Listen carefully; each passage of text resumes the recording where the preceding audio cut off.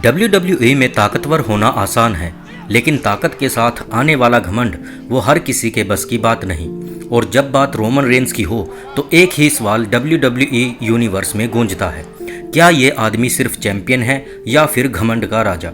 आज हम खोलेंगे रोमन रेंस के उस राज को जो उन्हें बना चुका है WWE का सबसे डोमिनेंट और सबसे कंट्रोवर्शियल सुपरस्टार। तो हेलो दोस्तों, स्वागत है आपका हमारे YouTube चैनल नेक्सस वर्ल्ड में। चलिए दोस्तों, शुरू करते हैं आज की इंटरेस्टिंग वीडियो को। रोमन रेंस का शुरुआती दौर 2012 में जब द शील्ड ने WWE में कदम रखा, रोमन रेंस सिर्फ एक पावर हाउस हुआ करते थे। सेथ रोलिंस और डीन एम्ब्रोस के साथ वो चुपचाप काम करते थे, लेकिन जैसे जैसे द शील्ड का नाम बड़ा हुआ, रोमन रेंस के चेहरे पर एक अलग ही कॉन्फिडेंस और लोगों की नज़रों में ईगो दिखने लगा। द शील्ड के समय की डोमिनेंस, फैंस का उन्हें नेक्स्ट फेस ऑफ WWE कहना, और 2014 का रॉयल रंबल जिसमें जीतते तो बटिस्टा हैं, लेकिन रोमन रेंस को ज़्यादा पॉपुलैरिटी मिलती है। यहाँ से WWE मैनेजमेंट का फोकस उन पर आना शुरू हुआ। शायद यहीं से रोमन रेंस के मन में ये बात बैठ गई कि WWE उनका है। उसके बाद 2015 में WWE ने रोमन रेंस को मेन इवेंट पोजीशन में पुश करना शुरू किया, लेकिन फैंस को ये पसंद नहीं आया। रॉयल रंबल 2015 जब रोमन रेंस जीते तो पूरी अरीना बू कर रहा था, लेकिन रोमन रेंस के एक्सप्रेशन जैसे उन्हें कोई फर्क ही नहीं पड़ा।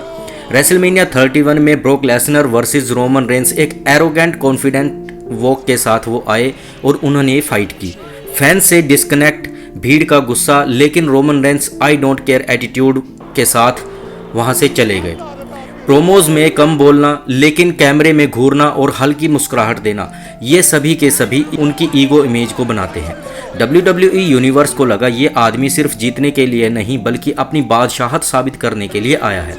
उसके बाद शुरू होता है रोमन रेंस का the tribal chief Ira.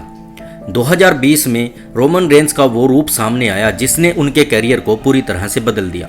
Paul Heyman के साथ उनका नया अवतार द ट्राइबल चीफ। अब वो सिर्फ चैंपियन नहीं बल्कि WWE में खुद को हेड ऑफ द टेबल कहने लगे। समर स्लैम 2020 में रोमन रेंस की चौंकाने वाली वापसी उनको एक नया एटीट्यूड प्रदान करती थी। फैमिली स्टोरी लाइन्स जिसमें जिमी ओसो और जे ऊसो को उनके सामने झुकना पड़ा। उनका एक्नॉलेज मी कहना उनके एरोगेंस का अल्टीमेट सिंबल बन चुका है। मैचेस में स्लो, कॉन्फिडेंट पेस और ओपोनेंट को नीचा दिखाना, ये सभी रोमन रेंस की फाइट में शामिल हैं। कैमरे में सीधा देखकर बोलना, this is my company. Fans और क्रिटिक्स दोनों का कहना यह करैक्टर रोमन रेंस की असली पर्सनैलिटी के काफ़ी करीब है।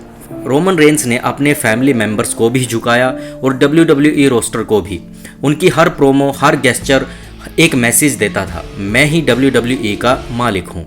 On screen ego versus real life Roman Reigns. अब बात कर लेते हैं, क्या सच में रोमन रेंस ईगो से भरे हुए हैं और रियल लाइफ में वो कैसे हैं। लेकिन सवाल ये है, क्या ये सब असली रोमन रेंस का अहंकार है या फिर एक अच्छी तरह से बनाई गई WWE की कहानी। इंटरव्यूज़ में रोमन रेंस का हम्बल साइड, ल्यूकेमिया फाइट और फैमिली वैल्यूज़ हैं।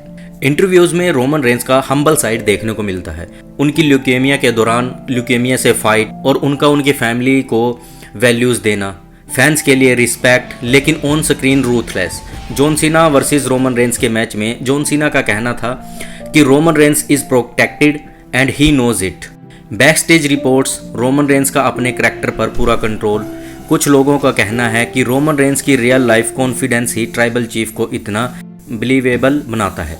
असल जिंदगी में रोमन रेंस को जानने वाले कहते हैं वो शांत, प्रोफेशनल और फोकस्ड हैं, लेकिन रिंग में ईगो उनका सबसे बड़ा हथियार है।